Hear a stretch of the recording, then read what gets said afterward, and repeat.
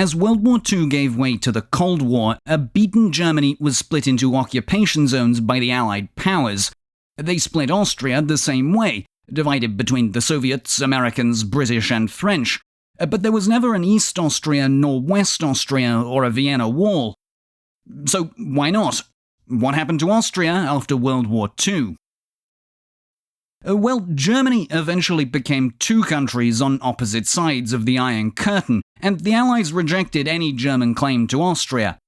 It had been gobbled up by the Third Reich in the German Anschluss of 1938, when the German army marched to Vienna beset by cheering crowds. That was rather embarrassing for the post-war government and its claim of Austria being an unwilling victim of aggression. The independent Österreich had become the German province of Ostmark, and it stayed that way until late in March 1945.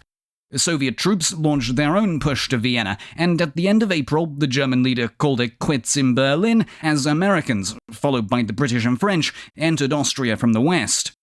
A provisional Austrian government under the socialist Karl Renner, who had led the First Austrian Republic after World War I, was installed in the capital by the Soviets and asserted jurisdiction over the entire country. But in practice, in mid-1945, the four Allies divided Austria just as they would Germany, right down to slicing up Vienna well within the Soviet zone. Which brings me to World of Warships, who are sponsoring this video. Winning at sea was a need, not a want, for the Allied powers. For that matter, tactical naval combat is a constant across the ages. I really like World of Warships for how well it shows the power of different ships from different nations and time periods, and better yet, you don't need to drain the national treasury on a fleet because the game is free to play. This year, they're running a special event from June 17th to July 15th to celebrate the United States, and I have to appreciate how well they've recreated literally hundreds of realistic destroyers, battleships, cruisers, carriers, and submarines, which you can take control of. Play with friends on PC or on console through the link in the description, which you should do soon because for America's 250th birthday, they're giving out a week of premium access, 2 US ships, doubloons, and tons of game credits if you use code USA250 during the event period. And they have an exclusive illustrated book on sale as well. So, back on dry land, like in Germany, the Allies controlled Austria through 4 occupation zones. Unlike Germany, it re-emerged as a single country. Their occupation borders were finalized by autumn 1945, with the French in the western states of Vorarlberg and Tyrol, Britain occupying Styria and Carinthia, the Americans in Salzburg and Upper Austria, and the Soviet Union controlling Lower Austria, around Vienna, and Burgenland in the east. Their only joint decision-making body, the Allied High Commission for Austria, met in the divided capital, rotating a garrison monthly around Central Allied HQ. There was no chance of the German-speaking Austrians remaining within a post-war Germany. That was for nakedly strategic reasons. No power had supported an Austro-German union going back to 1919, when the Treaty of Versailles banned the remains of the Austrian Empire from joining the Weimar Republic. Through World War II, Allied leaders met regularly at international conferences, and they'd planned for Austria more specifically than they had for the Germans. The basis for the occupation was set out at Moscow in 1943, where they declared the Anschluss null and void, and their intent to re-establish an independent Austria that would be treated as the first victim of German aggression, not a conquered enemy. The Anschluss had in fact been popular. It was supported, at the time, by Karl Renner and other social democrats, as well as rightist German nationalists. Both had been suppressed under the authoritarian Catholic Fatherland Front, until 1938 when the regime collapsed under pressure from inside and out. The inconvenient fact that many Austrians had welcomed annexation gave way to the Allies wanting to win over Austrians across the political spectrum to a post-war order purged of ties to Germany. It also provided an escape from culpability, and Renner's government swiftly adopted the Allied line. Not that the Allies were just going to let Austria be. Stalin in particular was eager to extract war reparations. He hadn't consulted his allies on setting up a government, and naturally the Western democracies were distrustful of the move. By 1955, almost everywhere liberated from Germany by the Soviets was to become a communist satellite. The Soviet promises of democracy for Eastern Europe were already looking suspect. Renner's provisional government was under guard by the Soviet secret police. It had declared independence from Germany on the 27th of April 1945. Through the summer, whether to accept that was on the agenda in the Berlin suburb of Potsdam. At the final Allied conference, President Harry Truman, Stalin, and Prime Minister Clement Attlee of Britain, who replaced Winston Churchill partway through the summit, negotiated the fate of post-war Europe. The French hadn't been invited, but they didn't take that very well, and President de Gaulle felt free to selectively interpret the resulting Potsdam Agreement. That saw a French attempt to unilaterally sever the industrial Saarland from Germany, which they only reluctantly let go in 1957. But on Austria, they followed the Americans and British. When the rump German government of Grand Admiral Karl Dönitz in Flensburg was dismantled in May 1945, they considered Germany abolished as a nation, and the occupiers took on all aspects of sovereignty where they held sway. Totally responsible to their military governments, separate civilian administrations were set up across Germany, while in Austria the zones were more exclusively military in character, and the single Austrian government quickly gained more power than its German counterparts. Why? Karl Renner wasn't an ideal leader for Washington and London, but recognizing a single government ultimately suited all four occupying powers, for their own reasons. It helped that Austrian politicians were amenable enough to form a cabinet coalition from across the political spectrum, with the Communist Party, but also the centre-right Austrian People's Party joining Renner's Social Democrats.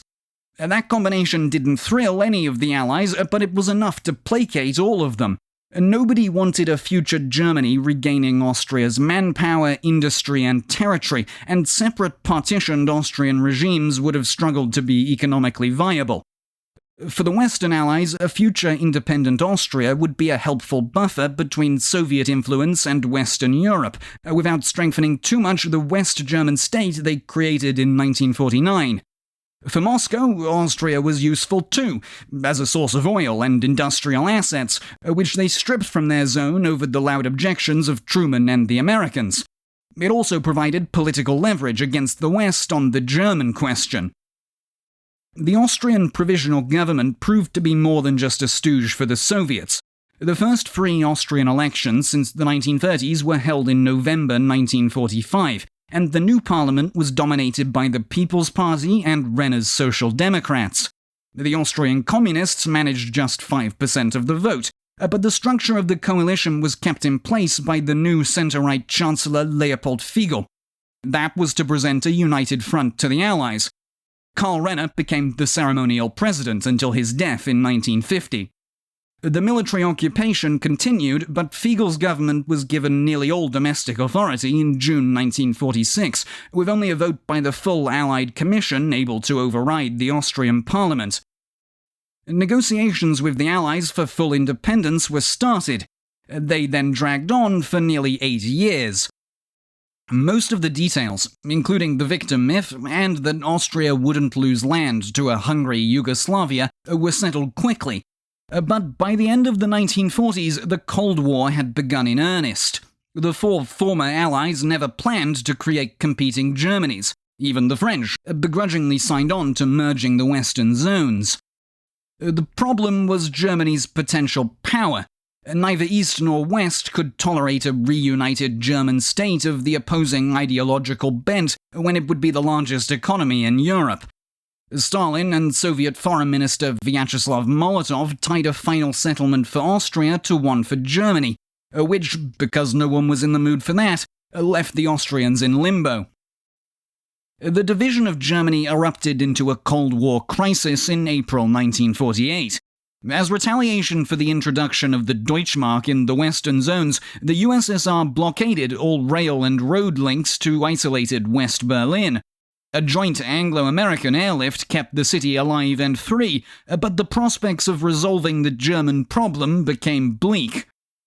By 1950, the Western powers had created the Democratic Federal Republic of Germany, while the communist German Democratic Republic enjoyed Soviet sponsorship in the east. But they each declared the other illegitimate.